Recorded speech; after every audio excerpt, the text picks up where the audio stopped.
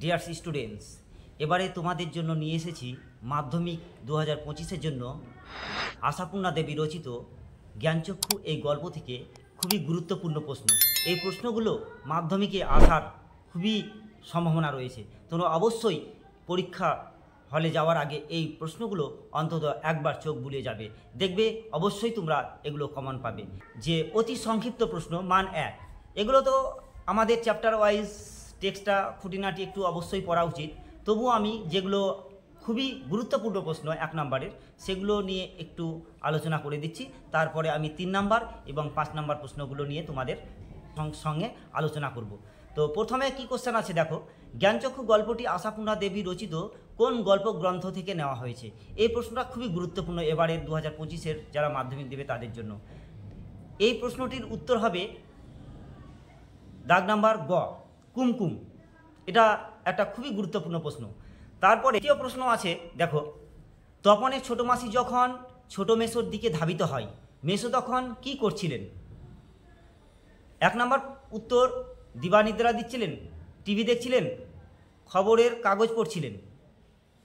তো এটার উত্তর হবে, আমরা সকলে হয়তো জানি যে দিবানিদ্রা দিচ্ছিলেন, অর্থাৎ তিনি দিনের বেলায় ঘুম পাচ্ছিলেন।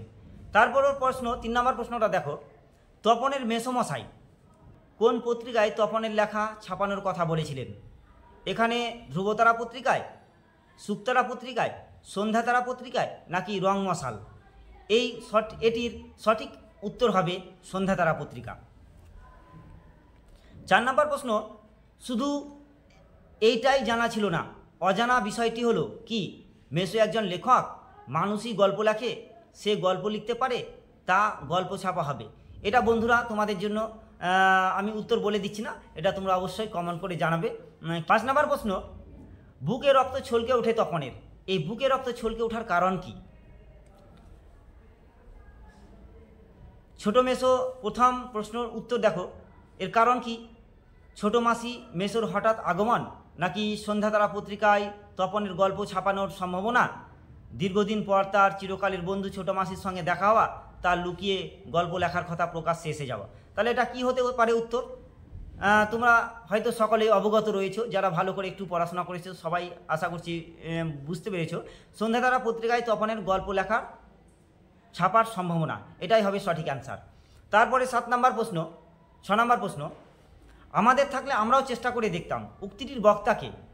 উক্তিটির বক্তা কতে আছে ছোট মাসি, খ আছে তপনের বন্ধুরা, গ আছে মেজো কাকু এবং ঘ আছে মেসো। তাহলে এটা কি হতে পারে? এটা সঠিক অ্যান্সার হবে তপনের মেজো কাকু, অর্থাৎ গটা হবে সঠিক অ্যান্সার। এরপরে 7 নম্বর প্রশ্ন এবং এটাই 1 নম্বর প্রশ্নর শেষ প্রশ্ন, বাবা তোর পেটে পেটে এত। এখানে বস্তা আছে, এটা বস্তা হবে না, এটা বক্তাকে, যা টাইপিং মিস্টেক হয়েছে আমার, বক্তাকে তপনের বাবা, তপনের মেজো কাকু, তপনের ছোট মাসি, তপনের মা। এটার সঠিক উত্তর আমি বলে দিচ্ছি, এটা সঠিক উত্তর হবে তপনের মা। অবশ্যই তোমরা এই প্রশ্নগুলো ফলো করে যাবে মাধ্যমিকের আগে, তোমরা নিশ্চয়ই এর মধ্যে একটা পাবে। তারপরে দেখবে সংক্ষিপ্ত প্রশ্ন মান 3। এবার 3-এর দাগের প্রশ্নগুলো আমি একটু তোমাদের সঙ্গে আলোচনা করি। এই প্রশ্নগুলো অত্যন্ত গুরুত্বপূর্ণ এবং অবশ্যই তোমরা এগুলো ভালো করে ফলো করবে। দেখো, নতুন মেসোকে দেখে জ্ঞানচক্ষু খুলে গেল তপনের। জ্ঞানচক্ষু বলতে কি বোঝো? তপনের জ্ঞানচক্ষু কিভাবে খুলে গিয়েছিল? অথবা ওইটারই অল্টারনেটিভ একটা কোশ্চেন, নতুন মেসোকে দেখে জ্ঞানচক্ষু খুলে গেল তপনের, কিভাবে তপনের জ্ঞানচক্ষু খুলে গেল? অর্থাৎ এই প্রশ্নর উত্তর সম্পর্কে আমি ডিসকাশন হয়তো পরের ভিডিওগুলোতে করব। তোমরা যদি কমেন্ট করো অবশ্যই আমি উত্তরগুলো সুন্দর করে বলে দেওয়ার চেষ্টা করব। তোমরা অবশ্যই সেটা কমেন্টের মাধ্যমে জানাবে, যদি কারোর উত্তর প্রয়োজন হয় আমি অবশ্যই উত্তরগুলো নিয়ে আলোচনা করব। তারপরে দ্বিতীয় কোশ্চেন দেখো, রত্নের মূল্য জহরির কাছেই। রত্নের মূল্য জহরির কাছেই কথাটির তাৎপর্য ব্যাখ্যা করো। বন্ধুরা, এই প্রশ্নটা কিন্তু ভীষণ গুরুত্বপূর্ণ এবং আসার মতো প্রশ্ন 2025 সালের। এটা অত্যন্ত গুরুত্বপূর্ণ একটা প্রশ্ন, অবশ্যই তোমরা এটা ফলো করে যাবে।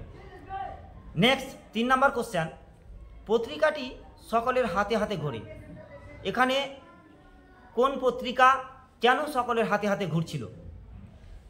এখানে কিন্তু যে পত্রিকাটার কথা বলা হয়েছে সেটা কিন্তু সন্ধ্যাতারা পত্রিকা, আমরা সকলেই জানি বা পড়েছি, যারা সুন্দর করে টেক্সট পড়েছে তারা অবশ্যই জানো।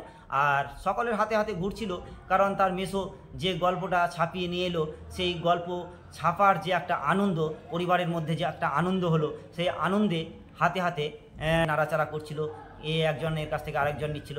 এর একটা বিস্তারিত আলোচনা আছে, তবে আমি সংক্ষেপে একটু বললাম। এরপরে দেখো 4 নম্বর কোশ্চেন, আজ যেন তার জীবনের সবচেয়ে দুঃখের দিন। আজ যেন তার জীবনের সবচেয়ে দুঃখের দিন। আজ বলতে কোন দিনটির কথা বলা হয়েছে, সেটি কি কারণে বক্তার কাছে সবচেয়ে দুঃখের দিন? এটা কিন্তু অত্যন্ত অত্যন্ত ভীষণ গুরুত্বপূর্ণ একটা প্রশ্ন। এই প্রশ্নটা অবশ্যই তোমরা মাধ্যমিকের আগে দেখে একবার যাবে। এরপরে দেখো রচনাধর্মী প্রশ্ন, মান 5 নম্বরের প্রশ্ন, যেগুলো এবছরের জন্য খুবই গুরুত্বপূর্ণ, সেগুলো নিয়ে এখান থেকে 3টি কোশ্চেন আমি তুলে ধরেছি তোমাদের সামনে। এই 3টি কোশ্চেন অত্যন্ত এবং ভীষণ গুরুত্বপূর্ণ, তোমরা অবশ্যই এগুলো দেখবে।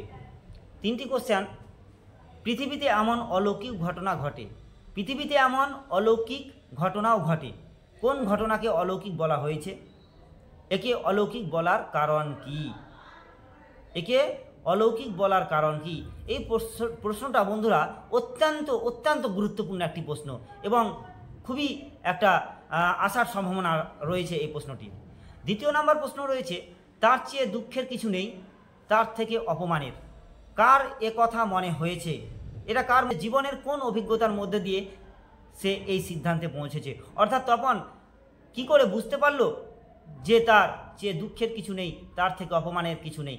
এটা কার হয়েছিল দুঃখটা বা অপমানটা? এখানে তপন কিন্তু অপমানিত বোধ করেছিলেন, কিন্তু কেন অপমানিত বোধ করেছিলেন সেটা তোমরা অবশ্যই যারা সুন্দর করে টেক্সটটা পড়েছো নিশ্চয়ই বলতে পারবে বা জানতে পারো। তারপরে দেখো এই চ্যাপ্টারের আমি শেষ প্রশ্নটি তোমাদের সামনে তুলে ধরেছি, তবে 2 নম্বর প্রশ্নটা এবং 1 নম্বর প্রশ্নটা অত্যন্ত বন্ধুরা খুবই গুরুত্বপূর্ণ, ভালো করে যাবে একটু দেখে। আর 3 নম্বর প্রশ্ন রয়েছে, দেখো জ্ঞানচক্ষু গল্পের তপন চরিত্রটি আলোচনা করো। জ্ঞানচক্ষু গল্পের তপন চরিত্রটি আলোচনা করো। এবারের জন্য অর্থাৎ প্রশ্নটি ভীষণ গুরুত্বপূর্ণ, তবে তোমরা অবশ্যই এই প্রশ্নগুলো পরীক্ষা হলে যাওয়ার আগে তোমরা অবশ্যই ফলো করে যাও। এগুলো তোমাদের খুবই এবছরে আসার সম্ভাবনা রয়েছে। আর সবশেষে আমি বলবো, আরও অন্যান্য গল্পের সাজেশান পেতে আমার এই চ্যানেলটিকে অবশ্যই তোমরা ফলো করবে এবং দেখবে তোমাদের কাছে আমি প্রত্যেকটা চ্যাপ্টার ওয়াইজ আলাদা আলাদা সাজেশান আমি নিয়ে আসবো। ধন্যবাদ সবাইকে আমার এই ভিডিওটি দেখার জন্য।